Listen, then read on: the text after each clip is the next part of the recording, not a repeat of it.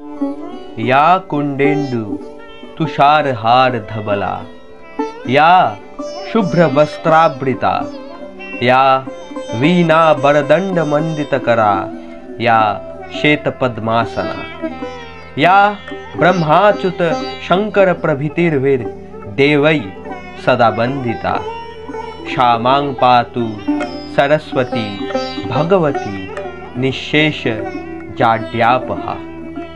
शुक्लां ब्रह्म विचार सार परमां आद्यां जगद्व्यापिनीं, वीणा पुस्तक धारिणीं अभयादां जाड्यां अंधकारपहां, हस्ते स्फटिक मालिकां विद्धतिं पद्मासने संस्थितां, वंदे त्वं परमेश्वरीं भगवतीं बुद्धिप्रदां शारदां। দেবী সরস্বতী আমাদের জীবন থেকে জাড্যতা অর্থাৎ অচল অবস্থা দূর করুন, এটাই আমাদের একান্ত কাম্য। তিনি আমাদের অভয় দিয়ে প্রতিটি পরীক্ষায় উত্তীর্ণ করবেন। সত্যি পরীক্ষা বললেই আমাদের সর্বপ্রথম যার কথা মনে পড়ে তিনি হলেন দেবী সরস্বতী। তাই তো আমরা সরস্বতী পুজোর আগে ভুলেও কুল খাই না, ভক্তি ভরে পূজা দিয়ে মনে মনে প্রার্থনা করি যেন পরীক্ষায় পাশ করে যাই।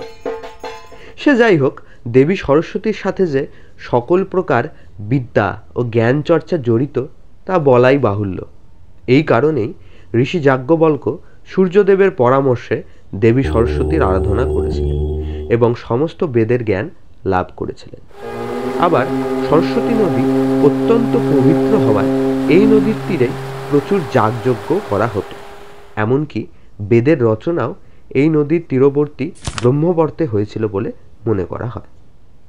সরস্বতী নদী যেখানে সমুদ্রের সাথে মিলিত হয়েছিল তাকে সরস্বতী সঙ্গম বলা হয় এবং প্রাচীনকালে এর প্রভূত গুরুত্ব ছিল। এই বিষয়ে একটি সুন্দর উপাখ্যান আছে, সেটি হলো এই রকম। পুরাণ অনুযায়ী প্রজাপতি দক্ষ অর্থাৎ দেবী সতীর পিতা দক্ষ তার 27 জন মেয়ের সাথে চন্দ্রদেবের বিবাহ দিয়েছিলেন, কিন্তু চন্দ্রদেব তাদের মধ্যে একমাত্র রোহিণীকেই ভালোবাসতেন। তাই বাকি পত্নীরা উপেক্ষিত অনুভব করেন, আর তাই তারা দক্ষের কাছে গিয়ে নালিশ করে এবং দক্ষ তখন চন্দ্রদেবকে অভিশাপ দেন যে চন্দ্র তার উজ্জ্বলতা হারিয়ে ফেলবে। কিন্তু চন্দ্র তার উজ্জ্বলতা হারিয়ে ফেলায় পৃথিবীতে ঘোর অন্ধকার নেমে আসে। তখন চন্দ্র দক্ষের কাছে ক্ষমা চান এবং দক্ষ তাকে ক্ষমা করেন। দক্ষ চন্দ্রদেবকে তখন বলেন সে যেন সরস্বতী সঙ্গমে গিয়ে নিজের পাপ ধুয়ে নেয়, তাহলেই সে তার হারানো উজ্জ্বলতা ফিরে পাবে। এই উজ্জ্বলতা অর্ধেক মাসের জন্য থাকবে এবং বাকি অর্ধেক মাস তার উজ্জ্বলতা কমতে থাকবে এবং কমতে কমতে তা অমাবস্যায় গিয়ে সম্পূর্ণ লোপ পাবে। বোঝাই যাচ্ছে এই গল্পটির মধ্য দিয়ে কৃষ্ণপক্ষ এবং শুক্লপক্ষের কথা বোঝানো হচ্ছে। কিন্তু গুরুত্বপূর্ণ বিষয় হচ্ছে এই যে গল্পে সরস্বতী নদীর বিশেষ গুরুত্ব পাওয়া যাচ্ছে। সরস্বতী নদীর সৃষ্টি বিষয়ে আরও জানতে হলে উপরের আই বাটনের ভিডিওটি দেখতে ভুলবেন না।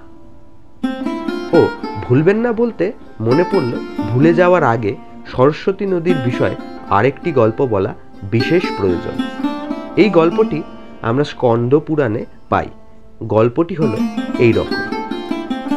বিভিন্ন পুরাণ থেকে আমরা জানি যে কামধেনু নামক দৈবিক গরুকে কেন্দ্র করে বিশ্বামিত্র ও বশিষ্ঠ ঋষির মধ্যে বিশাল ঝগড়া বাঁধে এবং এমন অবস্থা হয় যে বিশ্বামিত্র বশিষ্ঠকে মারতে উদ্যত হন, কিন্তু বশিষ্ঠ বিশ্বামিত্রের চেয়ে বেশি শক্তিশালী হওয়ায় বিশ্বামিত্র প্রতিবারই বিফল হন। এইভাবে চলতে চলতে একদিন বিশ্বামিত্র দেখেন যে বশিষ্ঠ মুনি সরস্বতী নদীর পাড়ে বসে গভীর তপস্যা করছেন। তখন বিশ্বামিত্র দেবী সরস্বতীকে আহ্বান জানান। দেবী উপস্থিত হন এবং ঋষি বিশ্বামিত্রকে জিজ্ঞাসা করেন কেন তাকে ডাকা হয়েছে। বিশ্বামিত্র দেবীকে বলেন যে বশিষ্ঠ মুনি যখন তাঁর নদীতে স্নান করতে যাবেন তখন তিনি যেন প্রচণ্ড জোরে ঋষি বশিষ্ঠকে জলের স্রোতে ঋষি বিশ্বামিত্রের কাছে নিয়ে আসেন। এই সুযোগে বিশ্বামিত্র ঋষি বশিষ্ঠকে হত্যা করবেন। বিশ্বামিত্রের উদ্দেশ্য জানতে পেরে সঙ্গে সঙ্গে দেবী সরস্বতী তার এই কাজে না বলে দেন। তিনি বিশ্বামিত্রকে বোঝান যে বশিষ্ঠ মুনিকে হত্যা করলে বিশ্বামিত্রের উপর ব্রহ্মহত্যার পাপ লাগবে, কিন্তু রাগে অন্ধ ঋষি বিশ্বামিত্র উল্টে দেবী সরস্বতীকেই অভিশাপ দেন যে তার নদীর জল রক্তে পরিণত হবে। এই কথা বলা মাত্র সঙ্গে সঙ্গে দেবীর নদী রক্তে পরিণত হয়। এই সুযোগে ভূত প্রেত ও পিশাচরা ওই রক্ত নদীর জল মহাসুখে পান করতে থাকে। ওদিকে সরস্বতী নদীর পাড়ে বসবাসকারী মুনি ঋষিরা সেই স্থান পরিত্যাগ করে চলে যান। এমনকি ঋষি বশিষ্ঠ সেই স্থান পরিত্যাগ করে অর্বুদাচল পর্বতে এবং বিশ্বামিত্র হটকাক্ষেত্র নামক স্থানে চলে যান। পরে দেবী সরস্বতী বশিষ্ঠ মুনিকে সব খুলে বলেন। সব কথা শুনে ঋষি বশিষ্ঠ সরস্বতী নদীর সৃষ্টিক্ষেত্র অর্থাৎ সেই অশ্বত্থ গাছের কাছে যান এবং সেই অশ্বত্থ গাছের একটি ডাল নিয়ে মাটিতে ঠেকান। ঠেকিয়ে তিনি ব্রহ্মমন্ত্র পাঠ করেন এবং ব্রহ্মমন্ত্র পাঠ করার সঙ্গে সঙ্গে সরস্বতী নদীর জল আবার শুদ্ধ ও নির্মল হয়ে যায়। এবার আমরা ফিরে যাই দেবী সরস্বতীর সাথে বাংলা তথা ভারতের কৃষ্টির যে অতপ্রত যোগাযোগ সে বিষয়। দেবী সরস্বতীর হাতে আমরা বীণা দেখতে পাই, যে জন্য তিনি বীণাপাণি নামে বিখ্যাত। এখন যারা একটু ভারতীয় শাস্ত্রীয় সঙ্গীত নিয়ে চর্চা করেন তারা জানেন সরস্বতী নামে একটি খুব সুন্দর রাগ আছে, যা কর্ণাটকী শাস্ত্রীয় সঙ্গীতে সৃষ্টি হয়ে এখন উত্তর ভারতীয় শাস্ত্রীয় সঙ্গীতের ধারায় সমানভাবে জনপ্রিয়। এছাড়াও বাগেশ্বরী বা বাগেশ্রী নামের একটি রাগও উত্তর ভারতীয় শাস্ত্রীয় সঙ্গীতে প্রভূত জনপ্রিয়। বলাই বাহুল্য, বাগেশ্রী বলতে এখানে বাগদেবীকেই বোঝানো হচ্ছে। শুধু রাগরাগিনী নয়, তালবাদ্যেও দেবী সরস্বতী আছেন। মৃদঙ্গ নামক একটি বাদ্যযন্ত্র আছে, এটি একটি তালবাদ্য এবং এই যন্ত্রের জন্য সরস্বতী নামের একটি 18 মাত্রার তাল প্রচলিত আছে। এখানেই কিন্তু শেষ নয়। ভারতীয় নৃত্য শাস্ত্রের একটি জনপ্রিয় ধারা হল ভারতনাট্যম। আমরা জানি নৃত্যশিল্পীরা নাচের সময় বিভিন্ন মুদ্রা করে থাকে।